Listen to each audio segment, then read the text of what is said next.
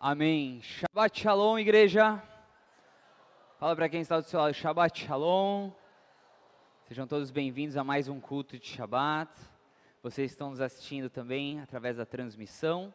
Sejam muito bem-vindos. Que vocês possam estar com o coração aberto e serem ministrados da mesma forma a porção da palavra desta semana. Amém. Gostaria de saber quem meditou essa semana nas porções. Qual a porção que nós estamos? Matot Masei. Tribos e estágios. São as duas últimas porções de Bemidbar, no deserto, de Números. Ok? Última porção de Números. Amanhã entramos já em Deuteronômio. Você vai perceber que o livro de Deuteronômio é um livro que é como se fosse um grande parênteses. Então, os hebreus, liderados por Moshe, estão prestes a adentrar a terra prometida, porém, agora é o momento que Moisés pode instruir toda a nova geração, e você vai perceber que no livro de Deuteronômio é uma geração sedenta por Deus. Fala para quem está ao seu lado, sedento por Deus, com fome de Deus, com fome e desejo de obedecer a Deus.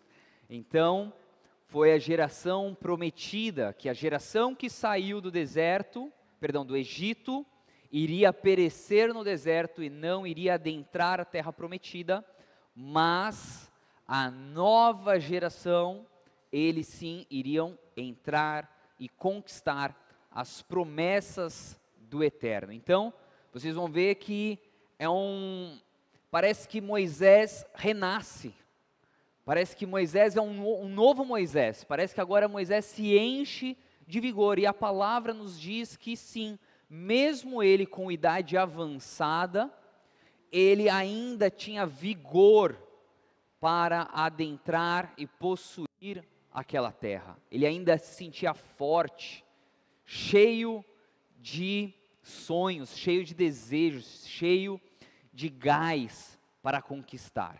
E quem aqui já se viu em um momento da sua vida, porque você estava emocionalmente abalado, ou com muitos pensamentos, ou passando algumas guerras, você se viu fraco fisicamente, você se viu como se tivesse adoecido, com dificuldade de sonhar, com dificuldade de projetar novas coisas, você se viu paralisado, intimidado por conta dessas coisas, você olhou para você mesmo e falou, nossa, já passou o meu tempo.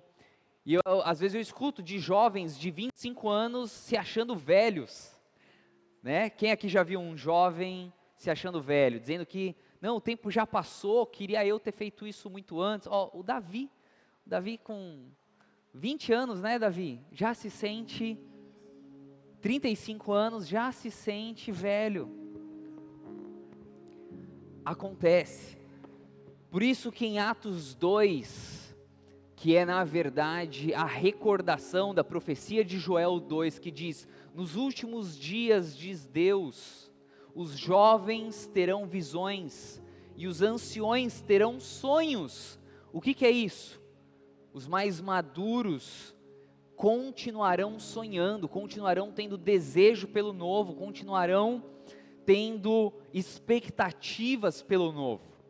Então, amanhã você vai começar uma leitura que quando você vem, e nós termina esse livro de Números, com assim uma enxurrada, de decepções, homens traindo, em rebelião contra a liderança de Moisés, Arão morre, assim, muita mudança, o povo murmurando, o povo reclamando, Adonai se irando e fulminando milhares de pessoas, e de repente é um refrigério. Entramos em Deuteronômio e você vê um povo que se assenta para ouvir Moisés fazer o seu maior sermão. Alguns dizem que esse sermão durou 30 e poucos dias ininterruptos. Eu acredito. eu acredito. Imagina, uma coisa é você ministrar para alguém que não quer ouvir você, uma coisa é você ministrar para alguém que está incomodado com o que você está falando, mas outra coisa é você ministrar para um povo que olha assim e está sedento por Deus, e está sedento pela palavra do Senhor.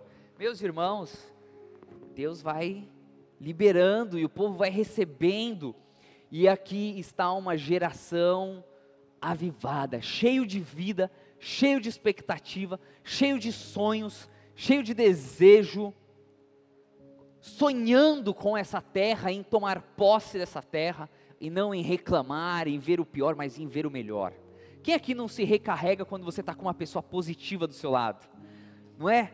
Às vezes até te incomoda, a pessoa é tão positiva que você fica até incomodado. Meu Deus, mas não tem tempo ruim para essa pessoa? É ou não é? Irmãos, a pastora é assim. Às vezes eu quero chegar, reclamar do lado dela, ela, não, mas olha pelo outro lado, não, mas isso, a pastora é do balacobaco, é ou não é? Agitada. E é bom, traz vida, irmãos. E esse é o momento.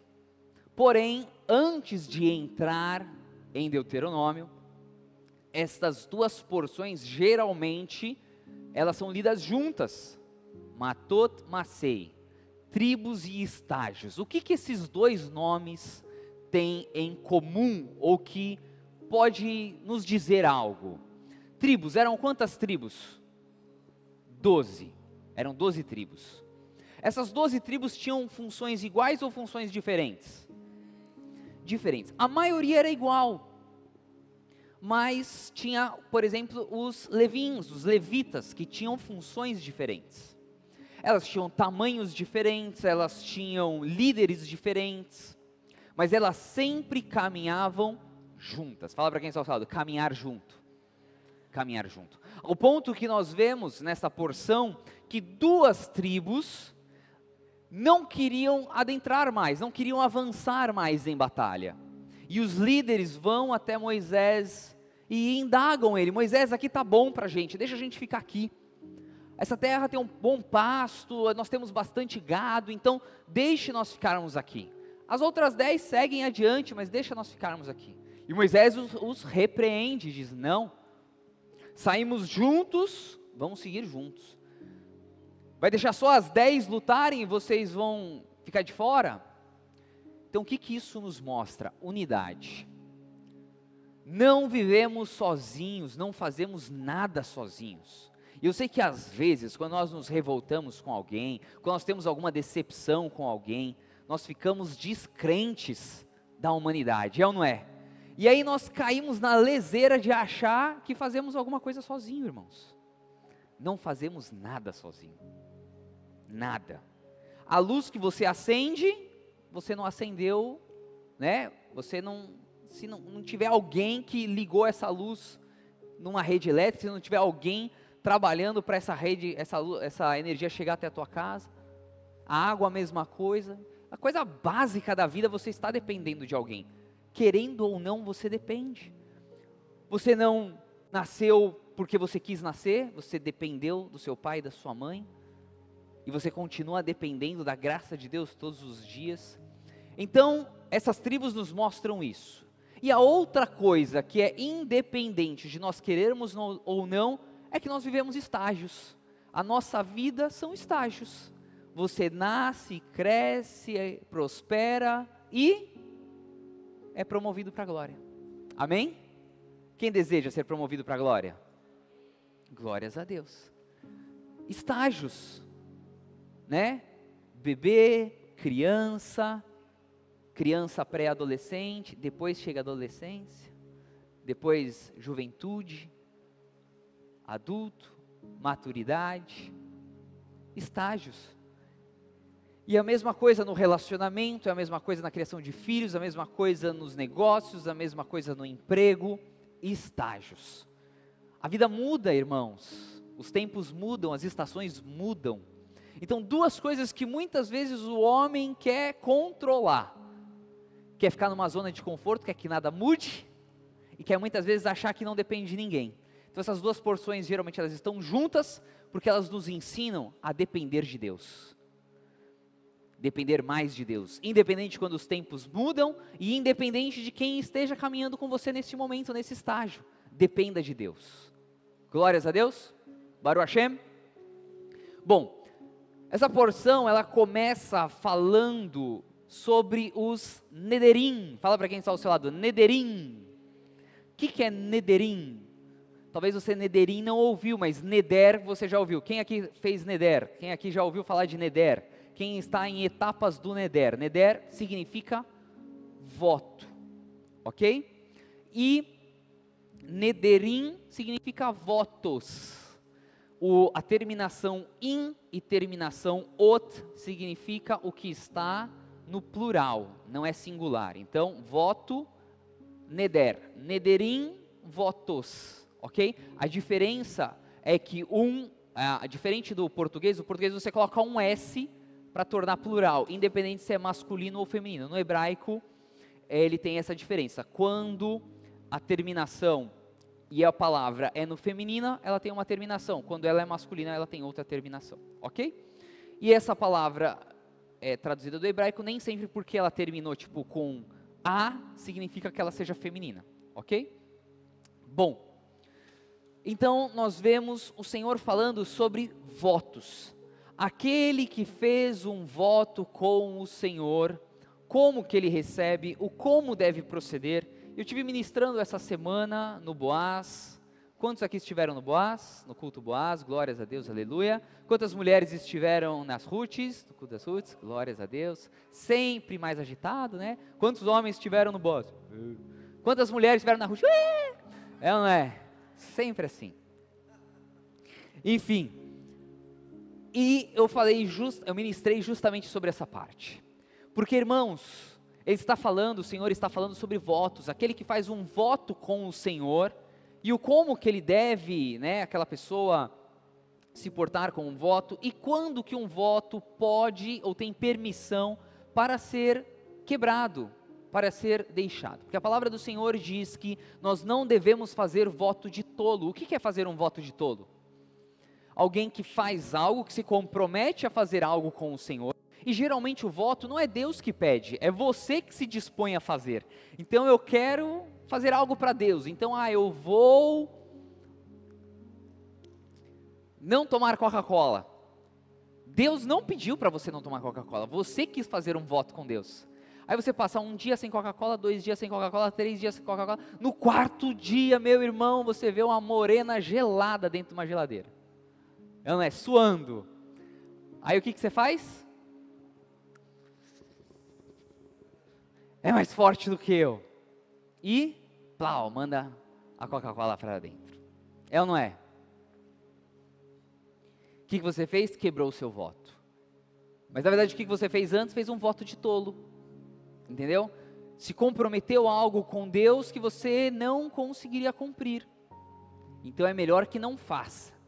Porém, essa palavra ela está dizendo sobre o quê? Sobre autoridade. E para mim é isso que mais me ministrou. Porque ele diz o seguinte: se um filho faz o voto, e o pai dele descobre que ele fez um voto, e o pai está em paz, está em shalom com o voto, tudo bem, o voto continua válido. Mas se o filho fez um voto, o pai descobre e não concorda com o voto, aquela pessoa que votou o filho, ele está liberado de cumprir o voto e está tudo certo. Se uma mulher faz um voto e o seu marido descobre do voto que ela fez e ele tem paz, está tudo bem, o voto continua valendo, ela deve cumprir o voto.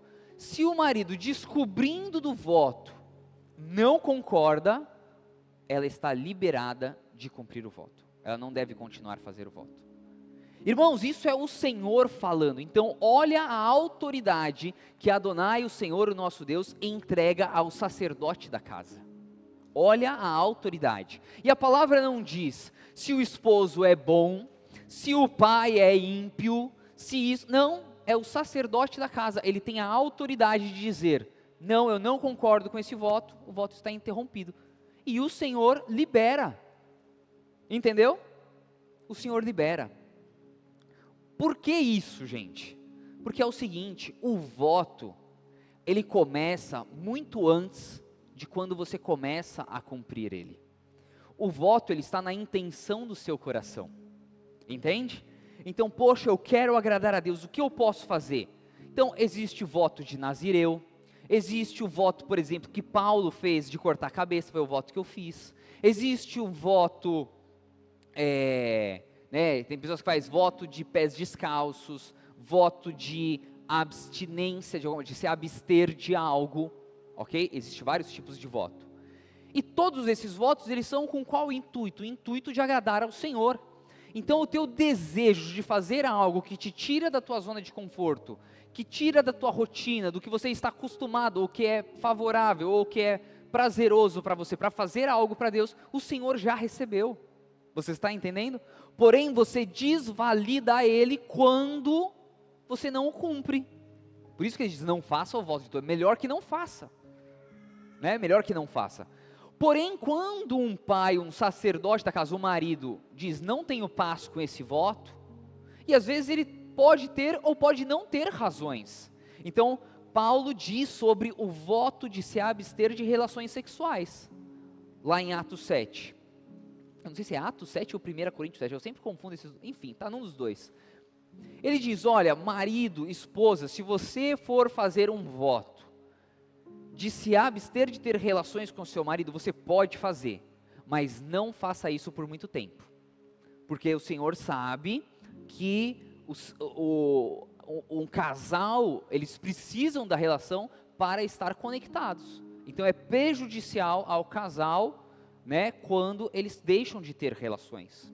Então ele diz, pode fazer, mas não faça por muito tempo, entendeu? Então quando o marido, por exemplo, ele pega e olha um voto que a esposa fez, ele fala, pô, mas esse voto aqui vai ser prejudicial, ele julga ser prejudicial, talvez o nível de fé dele não está tão alto, e ele fala, poxa, mas você está fazendo esse voto, você não está comendo direito, você vai ficar doente, não tenho paz nisso. Ele pode pensar desse jeito. Ou ele pode olhar e falar, não, está tudo certo, o Senhor é nosso sustento, Ele é a tua fortaleza, você não vai ficar doente, ele confia em Deus e está junto, e tem shalom, entendeu? Agora, se ele diz, não concordo, o Senhor já recebeu o voto, você está entendendo? O Senhor já validou, mesmo que ela tenha feito por 1, 2, sei lá quantos dias, quantas horas, o Senhor já recebeu, e o desejo dela, ou dele, de agradar, ele já recebeu. Então ele, pronto, não quero que esse voto seja motivo de discórdia, não quero que esse voto seja motivo de intriga, não quero que esse voto seja motivo de qualquer coisa dentro da família, entendeu? Então, vamos trazer shalom, está anulado, pronto, recebi. Se o Senhor for tratar com o sacerdote, aí cabe ao Senhor e ao sacerdote, você está entendendo? Ele não diz, ele não promete, eu vou cancelar o voto que a esposa, o filho fez e vou descontar a culpa no marido. Não diz. Se o Senhor achar que quer falar com o marido, ele fala e pronto, e acabou. Amém? Glórias a Deus. Mas isso mostra, irmãos, a autoridade que um sacerdote tem dentro da casa. Vocês estão entendendo? É o próprio Deus dizendo, o que o sacerdote disser, está dito. Deus falando isso, Deus validando a autoridade do homem dentro da casa. Glórias a Deus, Baruch Hashem. Agora, voto é diferente de promessa. E inclusive, lá em Tiago 4, não vou ler, mas se você quiser, Tiago 4, 14, 15, se eu não me engano, diz sobre aqueles que fazem promessa, aí não é de Deus. O que é promessa? Se Deus fizer isso, aí eu vou fazer isso. Não, você não compra Deus. Você está entendendo? Você não faça isso, ok? Você pode fazer voto. E você faz o voto por quê? Porque você ama a Deus, porque você quer agradar ao Senhor, porque você quer se sensibilizar.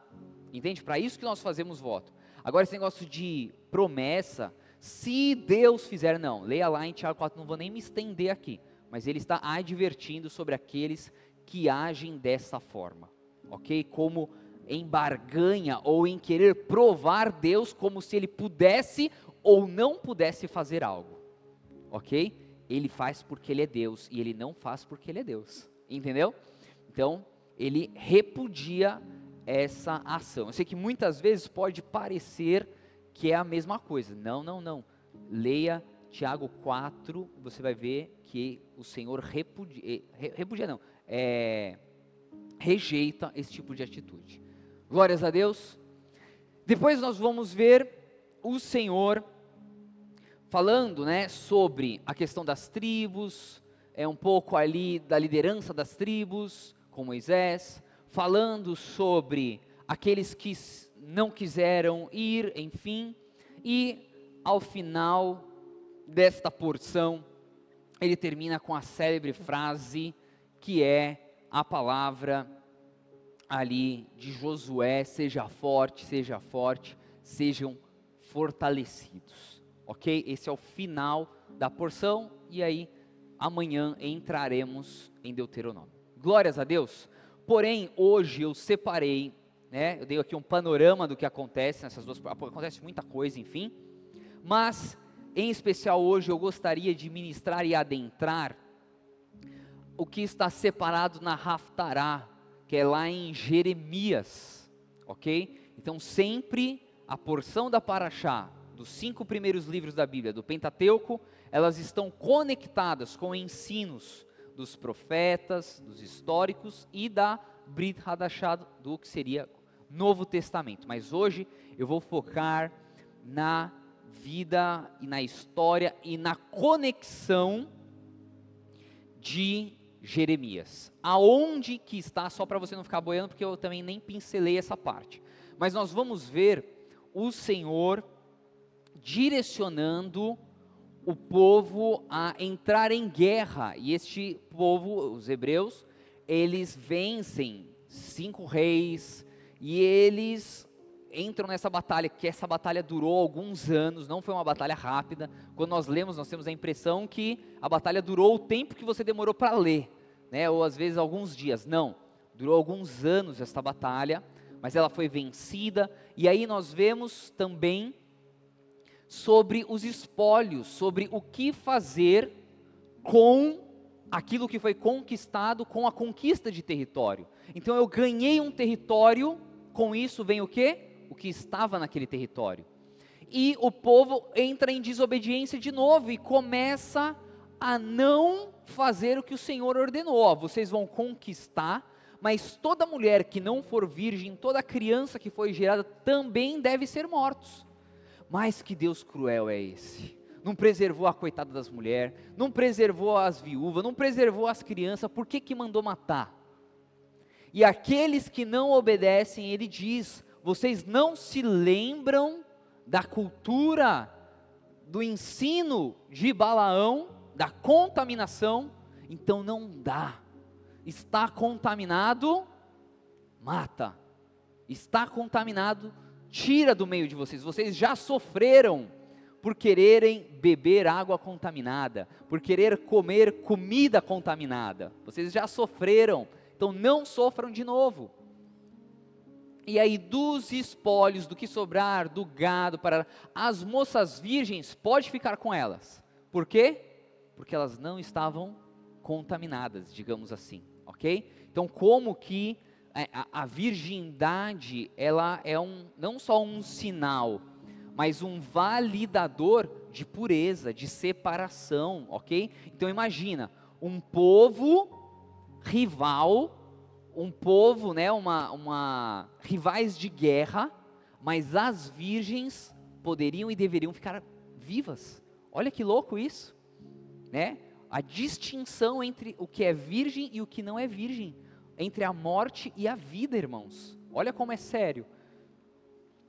E o Senhor, ele diz como deveria ser feito a divisão dos espólios. Então, os heróis de guerra, os que batalharam e tal, vai ser feita a divisão, e eles vão entregar a parte do Senhor. 1 para 500, né? Então, olha aqui, né? Uma parte para Deus, 500 para eles.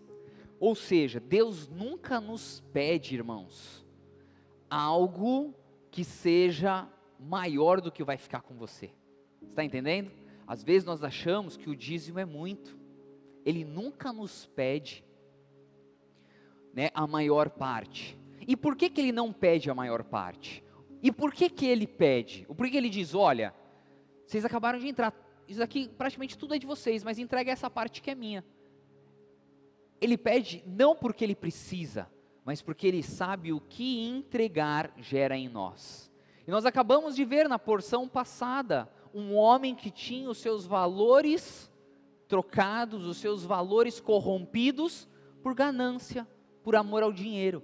Então, o entregar a parte de Deus é a ação que tira de nós a ganância. Entendeu? Porque o ganancioso, ele quer tudo para si. Ele não se contenta com pouco, ele não se contenta que ele e outro ganhou, ele quer tudo. Entendeu?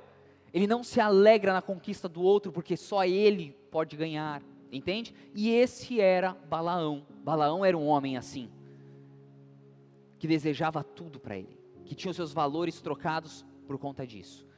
Então, o converter o nosso bolso é um cuidado e um zelo para que nós venhamos a sempre reconhecer que Deus está acima de nós, que Deus provê, é dele que vem todas as coisas. E este povo, eles tinham essa tendência a muitas vezes achar que não, que eles poderiam prover.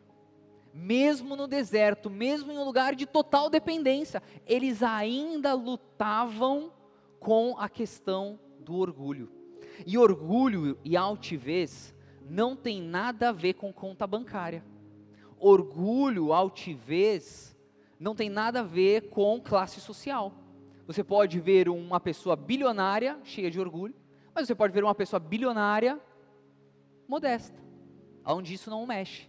E você pode ver uma pessoa que está até o topo de dívida ou não tem nada, orgulhoso. Quem é que já viu? Já conheceu uma pessoa, né? Que às vezes você olha, a pessoa não tem nada, mas tem orgulho. Vocês estão entendendo? Então não tem a ver com isso. Tem a ver com aonde as riquezas estão no coração dessa pessoa. Bom, e aí, inclusive nesta porção, o homem que deu a estratégia da infiltração, da contaminação, ele também é morto nesse bolo. Balaão é morto nesta porção da Paraxá. Ok? E vamos então entrar em Jeremias. Quem foi Jeremias? Alguém sabe dizer? Hã? Profeta? Fale mais alto, um profeta. Ele foi discípulo de quem? Jeremias foi discípulo de quem? E a igreja do Senhor? De quem que Jeremias foi discípulo? De quem? Isaías, muito bem. Então, Jeremias era um profeta mas tão excêntrico, tão diferente quanto Isaías. Profeta, irmão, geralmente não é muito normal.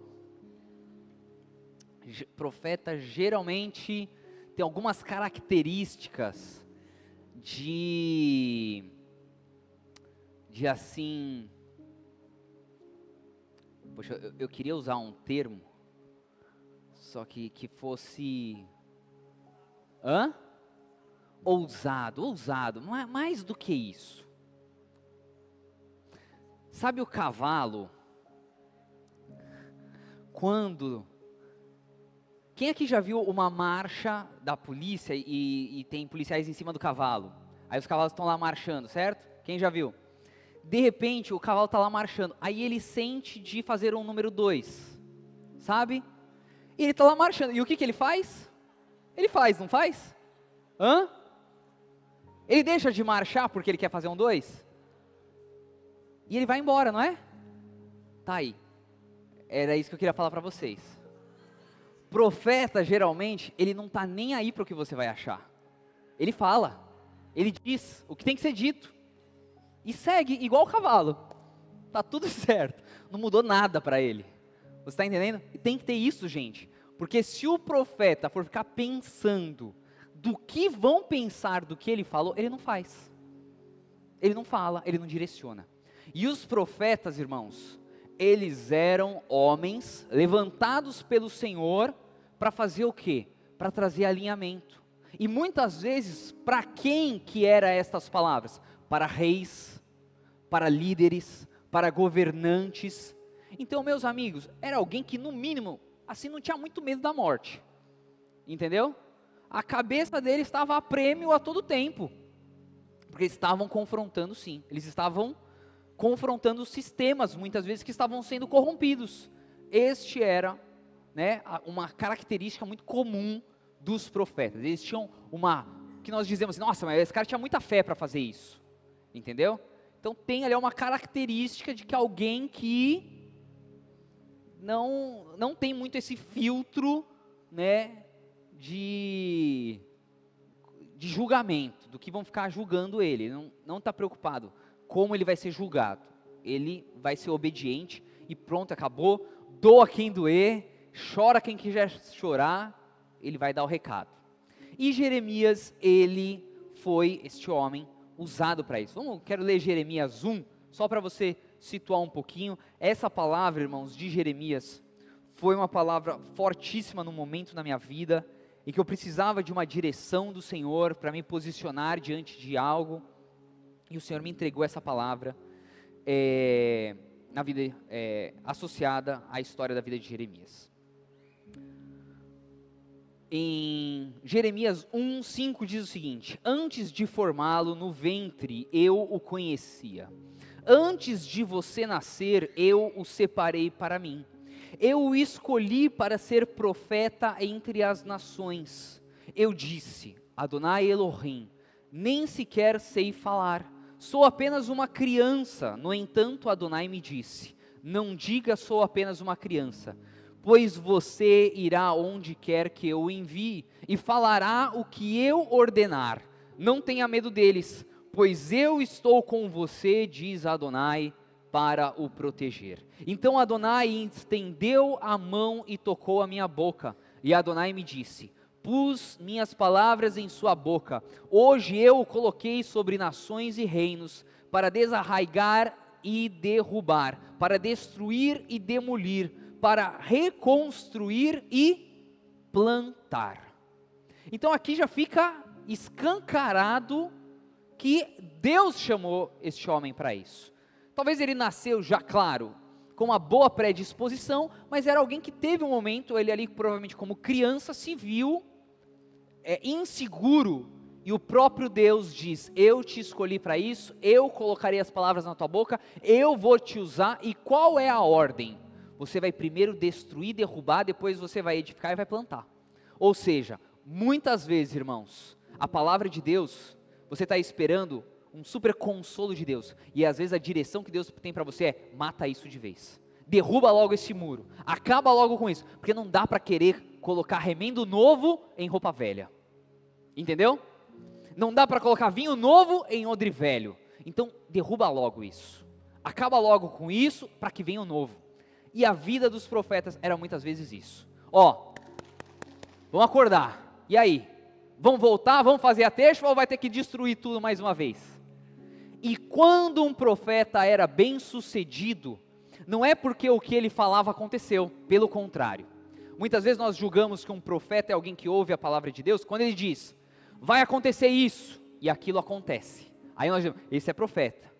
Para Israel, o profeta que acerta, não é o profeta que fala o que vai acontecer e de fato acontece. Para Israel, o profeta bom é o profeta que diz, se você não dobrar, se você não se render, se você não fazer a sua teshua, vai acontecer isso. E a pessoa, ouvindo o profeta, se posiciona.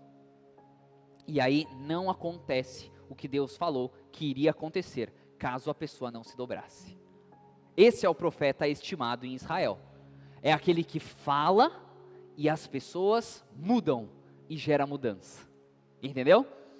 Então a conexão, e vai ficando claro a cada momento, com esta porção da Torá e a vida de Jeremias, é porque Jeremias ele foi chamado nesse tempo, em um tempo em que Israel estava murmurando, reclamando e se corrompendo, murmurando, rebelando e se misturando, se contaminando. E ele vem, Profeta Jeremias. E aí, olha que associação que ele começa a fazer usando, irmãos, a Torá. Por que que nós lemos a Torá todos os anos? Por que que nós lemos todo ano as parashutes, todo ano os 5 primeiros livros? Porque tudo que os homens dali, de Deuteronômio para frente, eles estão fazendo porque foram ensinados nos 5 primeiros livros. Então Jeremias, ele não vai estar falando nada só da cabeça dele. Sempre que se refere à palavra, sempre que se refere às leis, sempre que se refere a algo, está associado ao que já foi entregue nos 5 primeiros livros da Bíblia. Ok? Quando Yeshua está pregando, ele está pregando que princípios? Os mesmos princípios entregues que estão dentro dos 5 primeiros livros da Bíblia. Ok? Quando os discípulos de Yeshua estão pregando, eles estão pregando o quê? O que Yeshua ensinou, e o que Yeshua ensinou foi o que estava ensinado desde os 5 primeiros livros da Bíblia. Beleza? Glórias a Deus. Então vamos lá. Jeremias 2.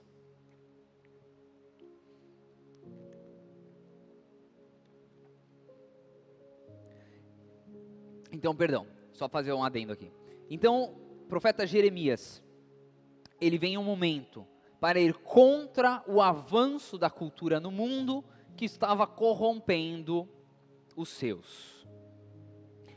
E Paulo, irmãos, ele diz uma coisa: se não há lei, não há pecado. Fala para quem está ao seu lado: se não há lei, não há pecado. Paulo deixa isso bem claro nas suas cartas. Por que que ele diz isso? E pode parecer esquisito. Espera aí, se não há lei, não há pecado. Como assim? Então a lei, ela gera pecado? Não. Se não tem lei, não tem como você discernir ou distinguir o que é pecado e o que não é pecado. Uma empresa sem regras, o que pode? Tudo pode. O que é certo? Tudo é certo e tudo é errado. Vocês estão entendendo? Não tem definição do que é certo e do que é errado. Então os profetas, eles não agiam pela cabeça deles. Eles não agiam por achismos. Não, isso daqui não está bom, isso daqui eu não gostei. Não. Se não há lei, não há pecado. Então não tinha como um profeta dizer: o povo está se corrompendo, o povo precisa fazer a teshuvah, o povo precisa resgatar o amor e o temor ao Senhor e a palavra dele. Não tem como ele dizer isso. Entendeu? Então toda a palavra, irmãos, daqui para frente, ela está baseada neste princípio. Se não há lei, não há pecado. Ou seja, se não tem clareza da lei, não tem como ter pecado. E o que eu digo sobre isso, irmãos? Hoje, sustentar que Yeshua veio e aboliu a lei, e agora é só graça, irmãos, a maior graça é você reconhecer que existe um Deus que nos entregou um manual dizendo o que pode e o que não pode. Porque senão você está em um lugar muito perigoso, pelos seus próprios julgamentos do que é certo e do que é errado. Só que os teus julgamentos do que é certo e o que é errado está colocando em risco não a tua cabeça, mas a tua vida na eternidade. Vocês estão entendendo? Então, para mim, não tem retrato maior de graça do que um Deus que fez questão de estar tudo escrito, dizendo o que é pecado e o que não é pecado, e não simplesmente para esfregar na nossa cara dizendo você está em pecado, mas não para dizer o caminho que você está indo não vai te levar para onde você quer chegar, porque é isso que estava acontecendo com esse povo. E a figura de Moisés e a figura dos sacerdotes eram essa figura tanto governamental como espiritual de apontar o caminho, como um guia, dizendo: olha, o caminho é esse, se vocês querem receber o prêmio, se o prêmio da conquista é a terra prometida, mas o prêmio maior é a vida eterna, este é o caminho. Entendeu? Não era um caminho de achismos, não, vamos fazer isso porque isso vai ser bom.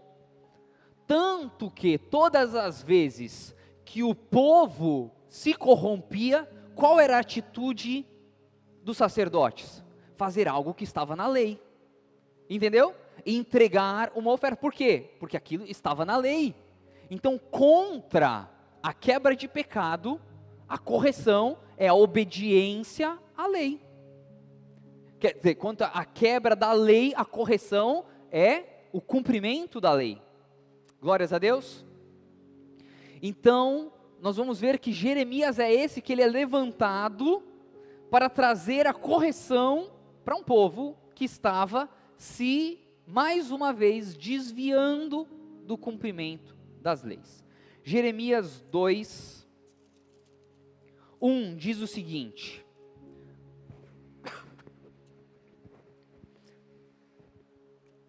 a palavra de Adonai veio a mim, vá e grite aos ouvidos de Jerusalém, que Adonai diz isso. Uma característica de profeta também, não fala muito baixo.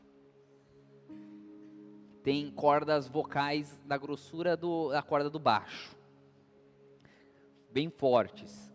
Lembro-me de sua devoção quando era jovem. Como a semelhança de uma noiva, você me amava. Como você me seguiu pelo deserto, através de uma terra não semeada. Israel foi separado para Adonai, as primícias da sua colheita. Todos os que o devorarem incorrerão em culpa. O mal lhe sobrevirá, diz Adonai. Ouça a palavra de Adonai, casa de Jacó, e todas as famílias da casa de Israel. Eis o que diz Adonai: o que seus antepassados viram de errado em mim, que causou tanto afastamento de mim, fazendo-os andar atrás do nada, e eles mesmos se tornarem nada. Eles não perguntaram: onde está Adonai, que nos trouxe da terra do Egito, que nos conduziu através do deserto, por entre ermos e ravinas, por uma terra de aridez e sombra de morte, pela terra em que ninguém viaja e onde ninguém jamais viveu. Eu os trouxe a uma terra fértil, para usufruírem seus frutos e todas as suas coisas boas. No entanto, quando vocês entraram nela, macularam a minha terra, e fizeram de minha herança algo repugnante. Os Kohanim não perguntaram aonde está Adonai. Olha só. Os que lidam com a Torá não me conhecem. Os pastores do povo rebelaram-se contra mim. Os profetas profetizam por Baal e vão atrás de coisas sem valor. Olha só. O profeta está usando que momento da vida do povo hebreu para resgatá-los, para trazer à memória. Que tempo?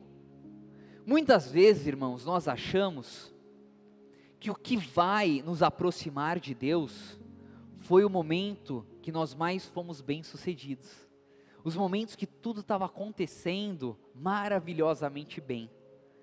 Mas o Senhor, Ele está fazendo o povo se recordar dEle, no momento em que eles estavam num deserto, irmãos.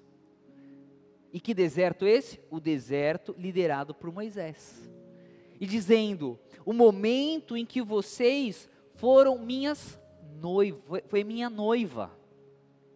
Mas peraí, uma noiva no deserto.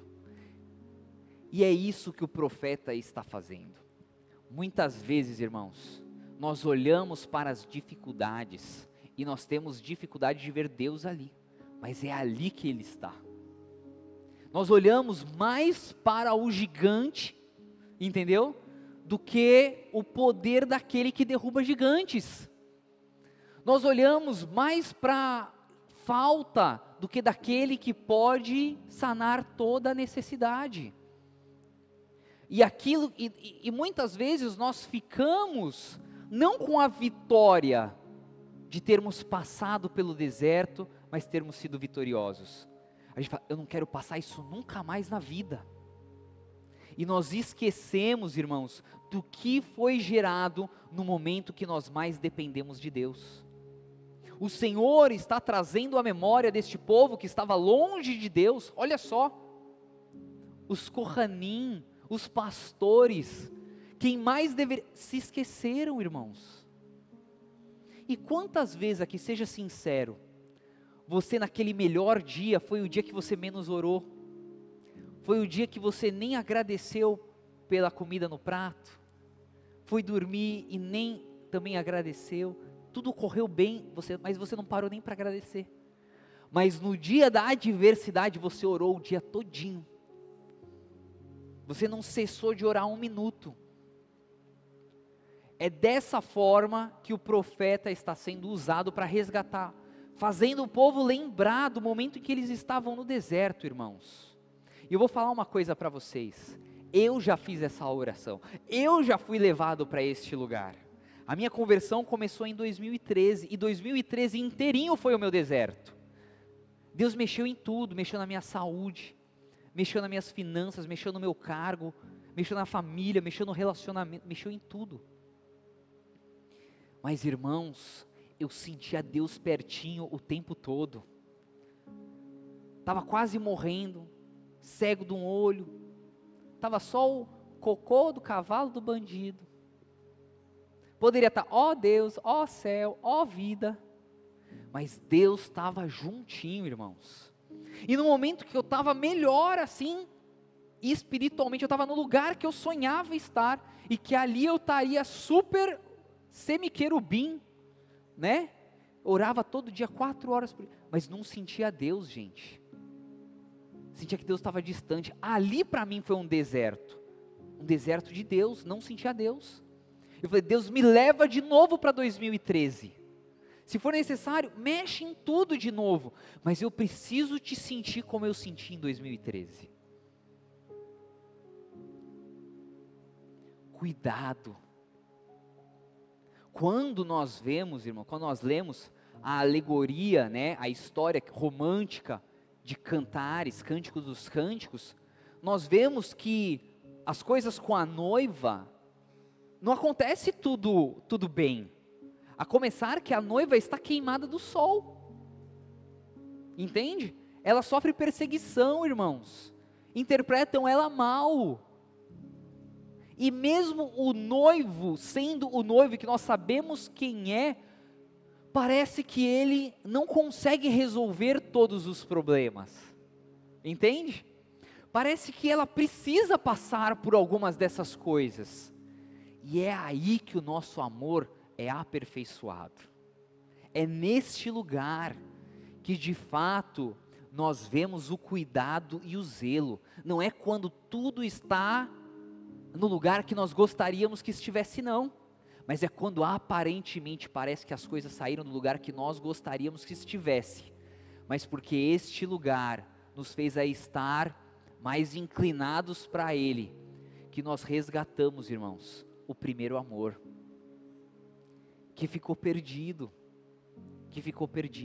assim como aquela pessoa que diz, nossa, eu vivi momentos da minha vida que foram tão desafiadores, foram tão isso, mas às vezes associam que esse foi o melhor tempo da vida deles com Deus. Então o tempo que o povo, esses 40 anos que o povo esteve no deserto, o Senhor está fazendo eles lembrarem, de que foi um tempo de 40 anos, vivendo o primeiro amor, irmãos, entendeu? Vivendo o primeiro amor, e o que é o primeiro amor? É intensidade.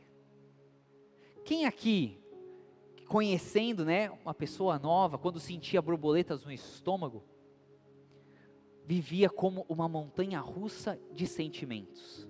Acontecia uma coisa boa, ai, é ele, meu Deus, olha o que ele fez, ele é tão gentil. Aí daqui a pouco viu uma outra coisa, mas meu Deus, ele parece um cavalo. Montanha russa de emoções, é ou não é? Mas por que você estava vendo tudo isso tão intenso?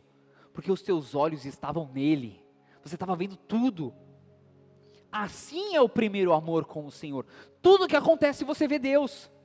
Um passarinho pior diferente, foi Deus falando comigo. Na verdade era só o passarinho engasgado, mas foi Deus que falou comigo. Entendeu? Passa um carro na rua lá, olha a vassoura, olha não sei o que lá, é Deus falando comigo, que se eu não me consertar Ele vai dar vassourada em mim, porque os teus olhos estão em ver, aonde está Deus e tudo que Ele pode usar para falar com você. E muitas vezes é Deus mesmo, mas a diferença é que os teus olhos estão atentos, são olhos de alguém que está apaixonado. Ah, gente, quem está apaixonado, hoje então, meu amigo, a pessoa pensou em publicar, tu já viu, ai, olha, ela está fazendo isso. É ou não é? É o tempo todo, vigiando, é o tempo todo querendo saber. Ela falou, nossa, eu vou ter que fazer isso hoje, eu vou ter que ir lá na casa do fulano de tal, resolver não sei o quê. Que horas que você vai? Eu vou às 10 horas. 9h45, tá mandando mensagem. Eu estou aqui orando por você, vai lá, vai na bênção. Que horas você vai sair daí? 9h10. 9h10, e aí, como que foi? Fala para mim. É assim ou não é? Desse jeito. Se importa, mesmo com as pequenas coisas.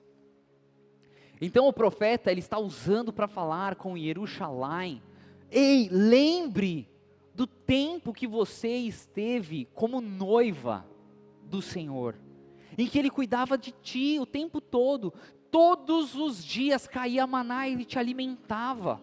Você não precisava fazer nada, caía, você só precisava sair da tua casa e recolher o maná. E o maná ainda tinha o gosto que você desejasse. Ah, irmãos, quem aqui na época de noivado, você pensava, né, para as mulheres, aqui a Lelê, quero comer sushi, aonde que o Felipe estava? Meu amor, tá chegando aí, ó, abre a tua porta que chegou sushi. Era ou não era? Hã? Queria fazer um agrado, levava ela para onde? Sushi. Assim, irmãos, o povo está com fome, plum, maná. E tinha o gosto que queria, só não tinha um gosto. Qual que era o gosto que não tinha? Das comidas do Egito. Era o único gosto que não tinha. É por isso que o povo dizia, ai, como eu estou com saudade das cebolas do Egito. Mas se a gente entende que a comida tinha o gosto que eles queriam, eles poderiam desejar, quero maná com gosto de cebola do Egito. Não. O que é isso? Comparação. Ei, o Deus que você serve, você não deve se comparar a Ele com nenhuma outra coisa. O que vem de Deus para a sua vida, você não deve comparar com o que você pode fazer. Não compare, o que Ele pode fazer é muito superior. Ele supriu 40 anos, irmãos, um povo no deserto, 3 milhões de pessoas no deserto. Você acha que esse Deus é forte ou não é? Você acha que esse Deus é poderoso ou não é? Você acha que esse Deus, Ele detém tudo no controle dEle? Mas às vezes, irmãos, a gente está lá olhando, ai, eu queria tanto aquilo, por que Deus não me dá? Ai, olha, mas aquela ridícula tem.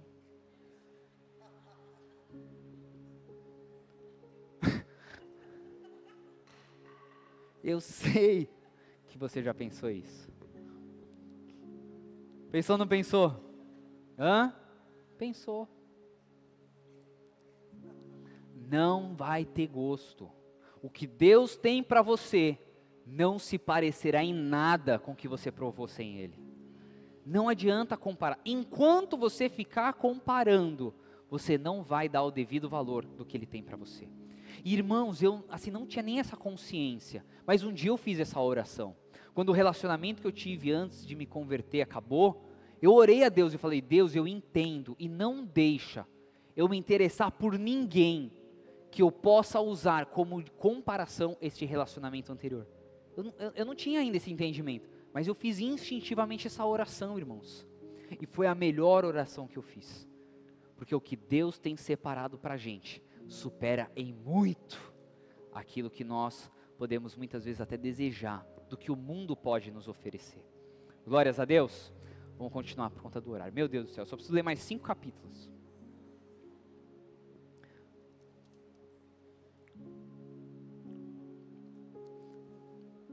Então vamos lá.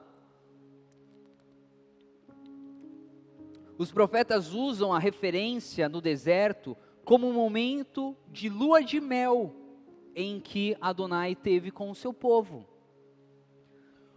O que é lua de mel, irmãos? Lua de mel é um momento que é planejado, não é mesmo? Você não sai de lua de mel para qualquer lugar, de qualquer jeito, você planeja. E você planeja o que? O melhor. Então o que este povo viveu com o Senhor no deserto, foi lua de mel no deserto. Porque tudo estava no controle do noivo. Ele planejou tudo aquilo, irmãos. A comida era melhor, a hospedagem era melhor, o transporte era o melhor. Talvez não para o conceito do mundo, mas para o conceito de Deus. Porque era tudo com a presença e a Shekinah do Senhor. Então tudo fica melhor nesse lugar. Amém? Bom, Deus estava com eles todos os dias, perguntando tudo para Deus. E gente, quem aqui no primeiro amor com o Senhor, você ia no mercado e você orava, compro banana ou compro maçã? Você pedia para Deus. Faço isso ou não faço aquilo? E você orava a Deus. É ou não é? Compro roupa branca ou roupa dourada? Você pergunta para Deus. Esse é o momento de lua de mel. Deus lutava por eles. A sua guerra é a guerra de Deus, irmãos. E nós vemos Deus lutando. E ao ponto que nessa porção, contra os midianitas, o Senhor, Ele é claro, Ele diz, manda 1000 homens de cada tribo.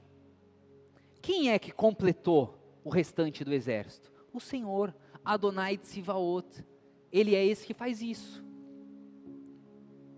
Ele faz questão de muitas vezes deixar um lugar aberto para que Ele possa preencher e você ver o agir dEle. Então Ele não pediu, o exército midianita era muito maior em número, então era 12 mil hebreus. O complemento vem do Senhor. Deus supria todas as necessidades. E irmãos, vou falar uma coisa para vocês. Acho que tem uns 2, 3 dias mesmo, eu estava fazendo um aconselhamento, e um jovem rapaz pegou e falou para mim assim, pastor, eu preciso me consertar nos meus tributos. O Senhor está percebendo que eu não estou conseguindo ser tão fiel como eu já fui. Eu falo, eu sei. Ele disse, pois é, mas o que mais tem me incomodado, é porque quando eu comecei a converter o meu bolso, eu estava no meu emprego e eu ganhava R$1.200, nem um salário mínimo eu ganhava. E eu era fiel, e olha o tanto de coisa que eu fazia com esses R$1.200, não me faltava nada. Aí eu mudei de emprego e comecei a ganhar 3.000. E era fiel, e não me faltava nada. Quando eu comecei a ganhar 4, eu achei que agora o tributo era muito. E eu comecei a ficar infiel. E agora ganhando 4, quase 4 vezes mais do que eu ganhava antes, eu comecei a não conseguir fazer tudo que eu fazia quando eu ganhava 1.200. Agora eu estou ganhando 7 e eu não sei para onde vai o meu dinheiro. Vocês estão entendendo? Então, esse Deus no deserto, irmãos, é o Deus que não interessa o quanto esse povo tinha, não lhes faltava nada, não lhes faltava animal, não lhes faltava do que comer, não lhes faltava proteção, não lhes faltava nada. Glória a Deus. Não falta, porque Ele é ciumento, Ele ama, como o noivo ama. Quando você tem intimidade com Ele, Ele se torna não o que você quer, mas o que você precisa. Mas não adianta falar de um Deus, conhecer tudo sobre Deus, se você não tem intimidade com esse Deus. O que o profeta está fazendo não é chamar o povo para conhecer Deus. O povo conhece muito bem quem é Deus, mas é chamando o povo para se relacionar com esse Deus. E é por isso que no sofrimento, irmãos, não é no sofrimento que a gente conhece Deus, é no sofrimento que a gente se relaciona com esse Deus. E muitas vezes no momento bom, a gente só fica falando do Deus que a gente conheceu no momento de dificuldade. E o chamado é para se relacionar com Ele, na alegria e na tristeza. Não é esse os votos que um casal ali, diante do Senhor e diante do pastor, um jura ao outro, estarei do seu lado, na alegria e na tristeza. E até aonde? Até que a morte o separe. Se relacionando, irmãos. Então aí está sendo o chamado do profeta.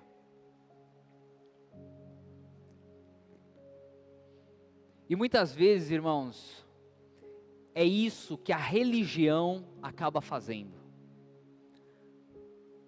A religião acaba definindo quem é Deus, mas é na intimidade que você prova quem é Deus, e não a definição de quem é Deus. A religião define. Então o Deus da religião tal é isso, não pode aquilo. Mas a intimidade é que você prova quem de fato é Deus. Jeremias 2, 31 a 37 diz o seguinte: vocês dessa geração, atentem para a palavra de Adonai. Eu tenho sido um deserto para Israel, ou uma terra de escuridão opressora? Porque o meu povo diz, estamos livres para vaguear, e não voltaremos mais para ti. A menina se esqueceu das joias, ou a noiva se esqueceu por acaso do buquê? Mesmo assim, o meu povo se esqueceu de mim. Há tanto tempo que não se pode contar. Você é tão talentosa à procura do amor, que mesmo a pior mulher pode aprender com você. Bem ali em suas roupas está o sangue de pobres inocentes. Ainda que você não os tenha flagrado arrombando ou invadindo, e ao considerar todas essas coisas, você diz, sou ainda inocente. Com certeza ninguém está irado comigo, eis que eu anuncio a você a minha sentença, pois diz, não fiz nada de errado, você se humilha por mudar de curso a todo instante, e o Egito a desapontará também, como aconteceu com Ashur, sim, você o deixará, com as mãos sobre a cabeça, com vergonha, pois Adonai rejeita as pessoas em quem você confia, pois você não ganhará nada com elas. Irmãos, vale a pena ler e reler este trechinho. O que ele está falando? Ele diz para a noiva, noiva, por acaso você se esqueceu do seu buquê? Noiva, por acaso você se esqueceu do seu vestido? Não, você não se esqueceu, mas você se esqueceu de mim. O que é isso, irmãos? O profeta Jeremias está dizendo, você está como os do mundo, se preocupando com o buquê, porque você diz que não pode se casar se não tiver um buquê. Você está como o povo do mundo que diz, eu não posso me casar se não tiver um vestido ou um anel, mas se esqueceu de mim. O que a cultura do mundo diz?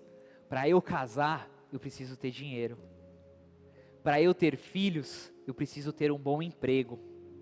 Mas se esquece de quem é que provê para casar, quem é que provê para ter filhos. E diz assim, você ficou tão preocupado com o buquê para casar, com o vestido para casar, ficou tão preocupado com a aliança, como se isso fosse o mais importante. E porque você se preocupou tanto com as suas necessidades, ou o que o mundo diz que são necessidades, que você se esqueceu de mim. Irmãos, o profeta Jeremias, ele está arrebentando com o povo. Ele está dizendo assim, cara, você está dando justificativa com algo que é fácil você dizer, mas isso é importante. Irmãos, tem vezes que a gente olha para a cultura do mundo e a gente compra a cultura do mundo.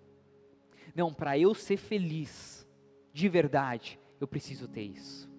Mas quem é que está dizendo isso? O mundo.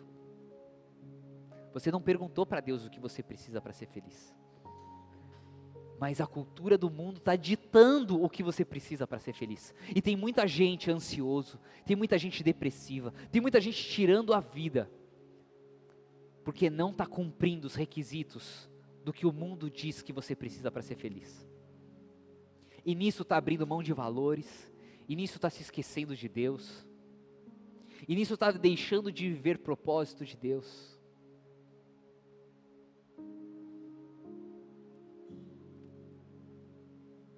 Estou segurando minha língua. Deixa Deus falar. Jeremias, ele não está pregando essa palavra para ímpios, irmãos. Ele não está pregando essa palavra para quem não conhece o Senhor. Não faria sentido ele pregar essa palavra. Quem não conhece o Senhor não sabe o que foi no deserto. Quem não conhece o Senhor não sabe o que eles passaram no deserto.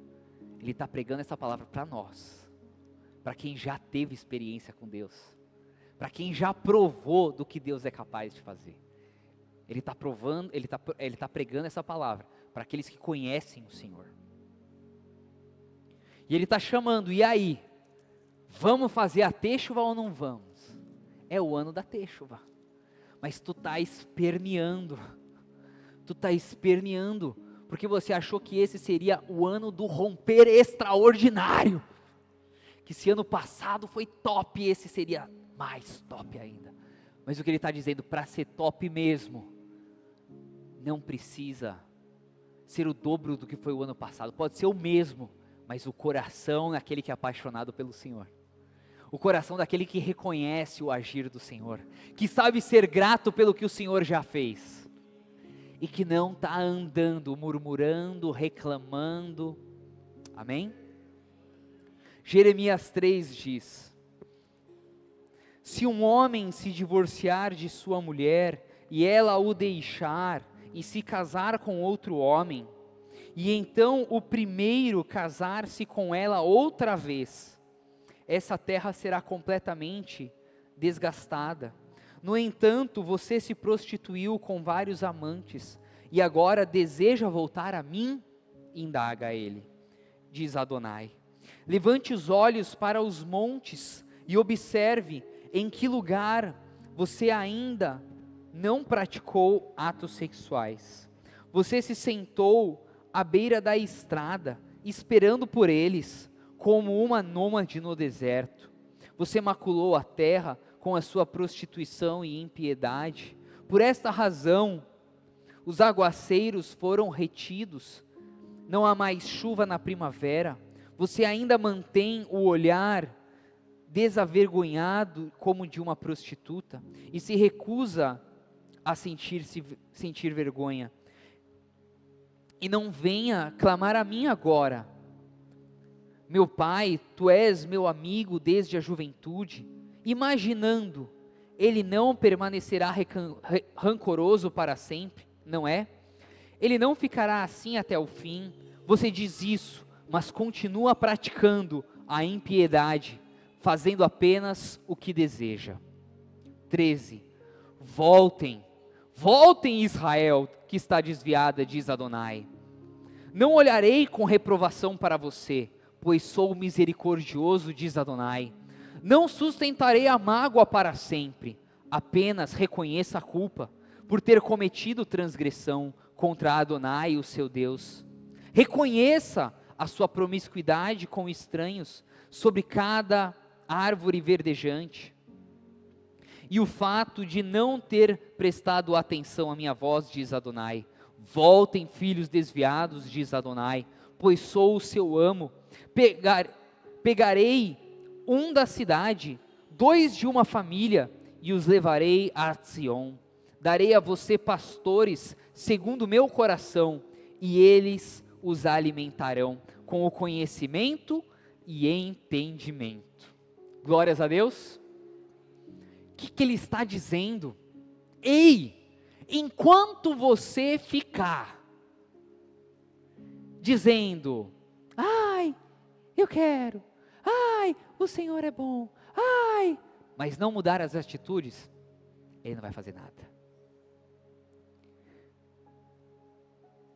Mas, ao mínimo, mover da sua vida em atitude, em reconhecer que precisa mudar, que precisa voltar, Ele diz: eu estou aqui, eu sou como o seu amo, eu estou preparado para lhe servir.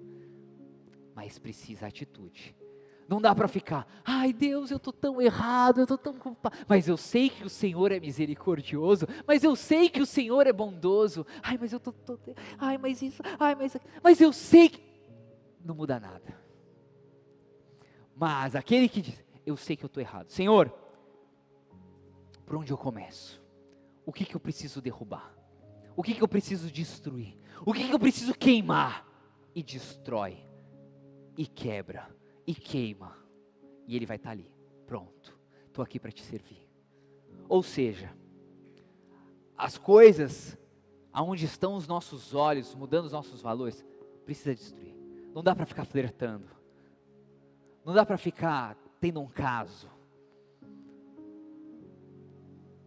mas é só um casinho, é só um romance, entendeu?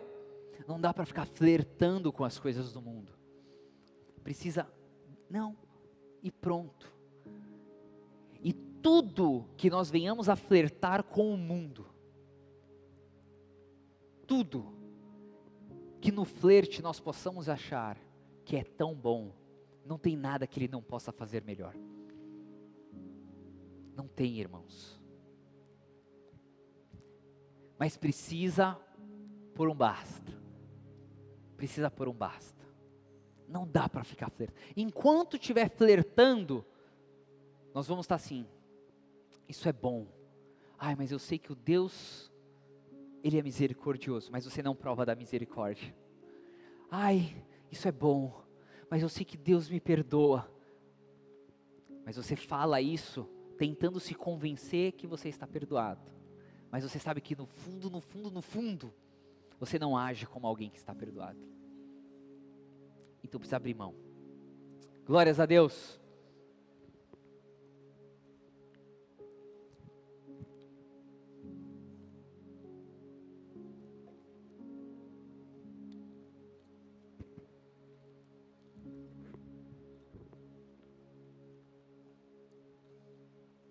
Eu quero inclusive encorajar.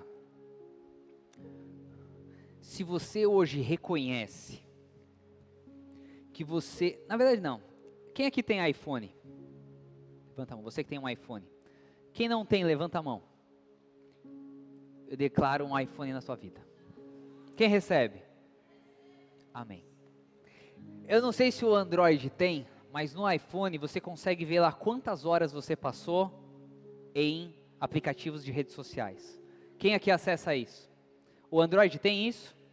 Então eu tomo de volta o iPhone que eu declarei sobre você. Fica com o teu. Eu declarei por conta desse recurso. Se tem, tá tudo certo, você está suprido. Vai lá nesse recurso.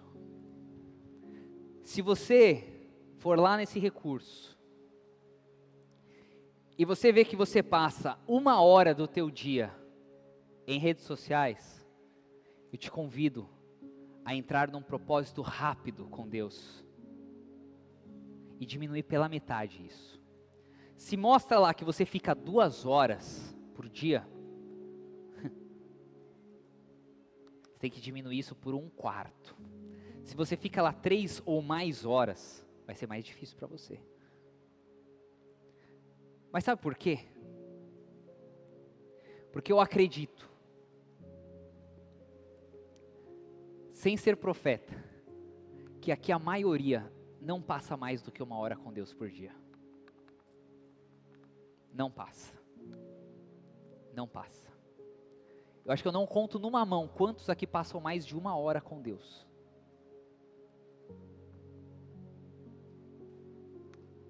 Amém? Então faça um propósito. Por quê? Você não está nas redes sociais à toa. Você está nas redes sociais porque é algo barato para você satisfazer um prazer. É algo barato para gerar em você dopamina. Sentimento de prazer, de satisfação. Só que muitas vezes nós não damos conta disso. E o que nós estamos fazendo, irmão, é dizendo, isso daqui me dá prazer. Mas os 15 minutos que eu fico com Deus, eu não consigo ter prazer. Eu passo 3 horas no celular, 2 horas, 1 hora no celular, isso me dá prazer. Mas eu não consigo achar prazer em meia hora, em 15 minutos na palavra do Senhor. Quanto mais 1 hora, quanto mais equiparar com o que eu fico ali. Vocês estão entendendo? E eu vou falar uma coisa para você. Meia hora, 1 hora, 2 horas, 40 minutos. Não se engane. Ah, mas eu fico vendo reels de pregação.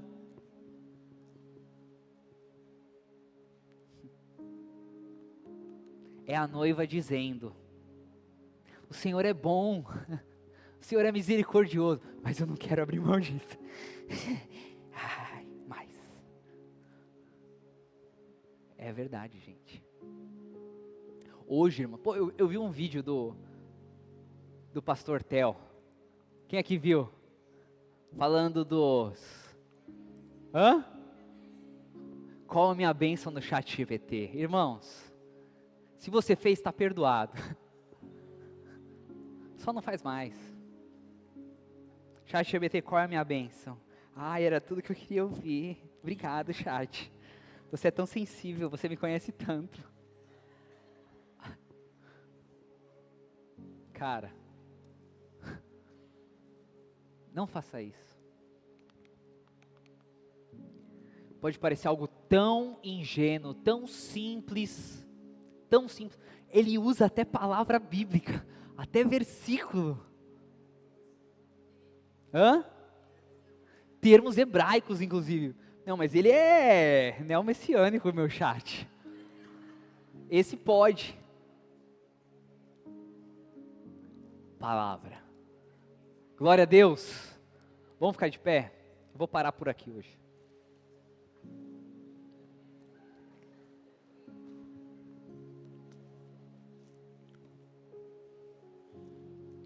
Pega a tua palavra aí, ó. Pega a tua palavra. Pega teu celular.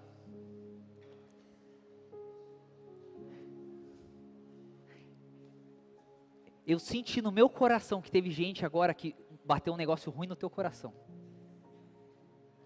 Veio tipo assim, eu já vi o pastor falando algo que teve gente que tacou o celular no chão. Não, Deus, não. Não vai ser isso. Acalma o teu coração. Você está noivo. Você está noivo.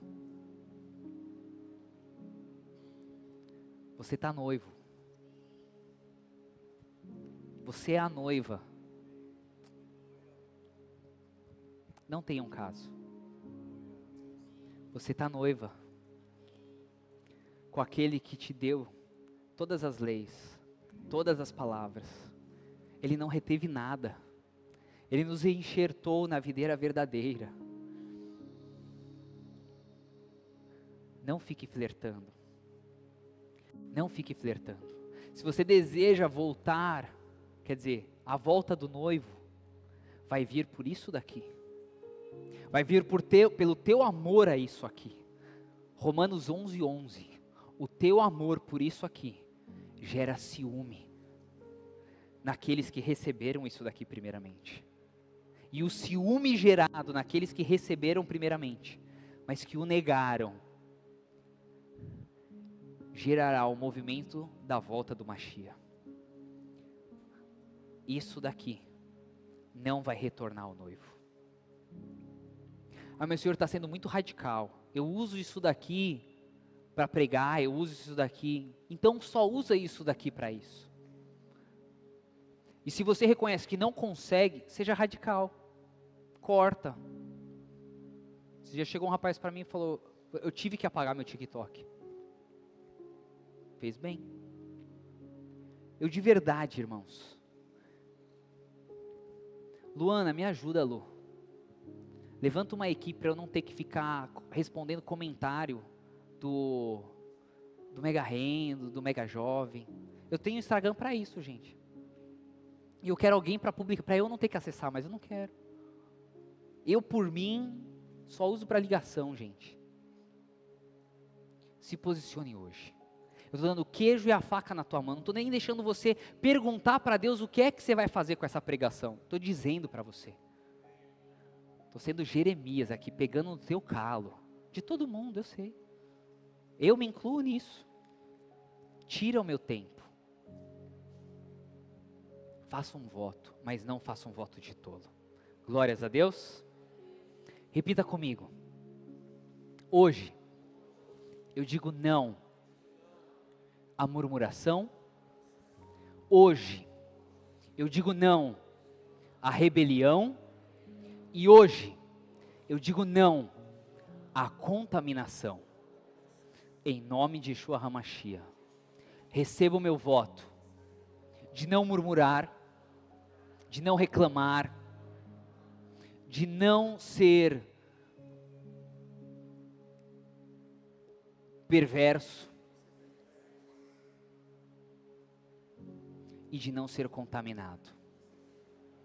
Receba o meu voto de que a palavra seja prazerosa. Eu vou ter prazer nessa palavra. Eu vou me alimentar mais dela. Aqui tem tudo o que eu preciso. Eu não preciso estar com os olhos no que o mundo diz que eu preciso. Eu preciso da palavra. Eu preciso do Senhor. Eu faço esse voto com o Senhor. Em nome de Yeshua HaMashiach. Amém. Glórias a Deus. Glórias a Deus. Irmãos, não é à toa, não é à toa.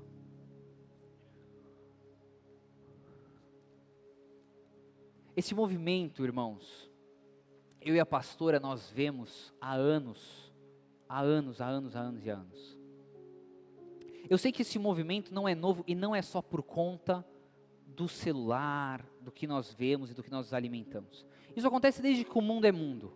Mas é muito nítido, irmãos, a igreja, aqui dentro, a igreja quando sai de um moidão, de um carne moída, é nítido, não precisa ter muito discernimento. E como que a igreja chega no sábado seguinte, irmãos? Isso daqui nos traz vida, gente. A gente sai cheio de vida quando a gente tem contato com isso daqui. Mas não adianta nada a gente comer só no sábado. A gente tem que continuar sendo alimentado durante a semana. Só que eu não estou na tua casa para pôr comida na tua boca. Precisa comer mais. A gente precisa comer mais. E isso é desde que o mundo é mundo, irmãos. Jeremias não está pregando para essa geração de hoje. Ele está pregando desde aquela geração. Moisés desde aquela geração. Só que o que acontece? Se a gente não se alimenta, a gente vai se esfriando, irmãos. É natural. A gente vai fortalecendo aquilo que a gente alimenta. E aí o que esse povo começa a culpar? Começa a culpar o sacerdote, começa a culpar Deus, começa a culpar a instituição, entende? Mas a noiva não tem coragem de destruir o que precisa ser destruído. Então ela culpa, mas ela sabe, fica tudo só na teoria, gente. E isso nos leva a apostatar. O que é a apostasia? Abrir mão da fé. Apostatar não é da noite para o dia. A pessoa não apostata, está aqui quente com Deus e daqui a pouco apostatou. Não. É um esfriamento, é gradativo, é mudando o foco dos olhos, é mudando a refeição. Olha um cachorro, olha, não precisa nem olhar um cachorro, olha para você. Você faz no banheiro o que você se alimentou, é ou não é? Hã? Você dá todo dia comida para o cachorro de um jeito, uma ração, muda a ração, o que acontece? Desarranja o cachorro, é ou não é? Nós somos o que nós nos alimentamos. Glórias a Deus. Leve essa oração a sério. Nós estamos dentro de uma porção que fala sobre voto, que você faça um voto diante do Senhor. Se o teu marido não tiver paz, você está liberado, o Senhor já recebeu o teu voto. Se o teu esposo não tiver de acordo, você está liberado, mas você fez um voto com o Senhor. Saia daqui, e você e Deus, vai lá, abra o relatório lá e vê quanto tempo, a média do tempo que você passa em mídias sociais. Te encorajo a diminuir pela metade. Se você quiser ser mais radical, diminua para meia hora por dia, limita isso. Não, mas eu trabalho com isso, então tenta fazer o seu trabalho, né, em meia hora do que você tem que publicar, tem que fazer isso, ou delegue. O judeu, ele guarda o sábado, mas tem judeu que tem negócio, que o negócio dele abre no sábado. O que ele faz? Delega. Estou delegando aqui para a Lu, né, Lu?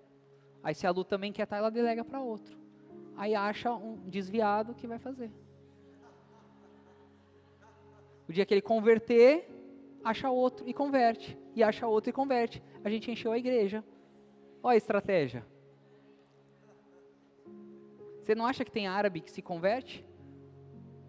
Porque está trabalhando lá no hotel do judeu, aí começa a ver as coisas de judeu. Aí se converte. O ímpio, o que estava desviado, se converte. Foi constrangido. Quem aqui já não foi constrangido? Eu fui constrangido pelo dia que o senhor Fábio ligou para mim, loja de carro, irmãos. Vou fechar minha loja de carro. Eu pastor, eu fiquei constrangido. Vocês estão entendendo? Mas não use a desculpa. E às vezes a gente fica usando a desculpa. Ah, mas eu preciso aquilo. Eu por várias vezes eu não excluí meu Instagram usando a desculpa. Poxa, mas eu sou figura pública, eu sou pastor, as pessoas têm que ver a minha... Eu sou uma low profile, eu não posto nada. Às vezes que me dá um relance, eu falo, vou postar, Aí fiz há 49 dias, cadê? Não consegui mudar essa estrutura em mim, não posto. Deixa quem gosta de postar. Ou alguém pega a minha conta e posta para mim. Mas e aí? Vou ficar flertando por conta de uma coisa que é uma desculpa.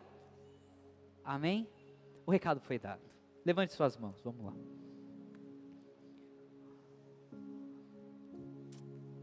Glória a Deus. Ivaer Adonai Ishmireha. Yair Adonai Panaveleha Vihuneha. Isar Adonai Panaveleha Vai Hashem Nihá Shalom. Que Adonai os abençoe e guarde. Que Adonai faça a sua face brilhar sobre você e mostre a você o seu favor. Que Adonai levante a sua face na sua direção e lhe dê o Shalom. Shalom, Shalom. Deus abençoe. Nos vemos hoje às 18 horas.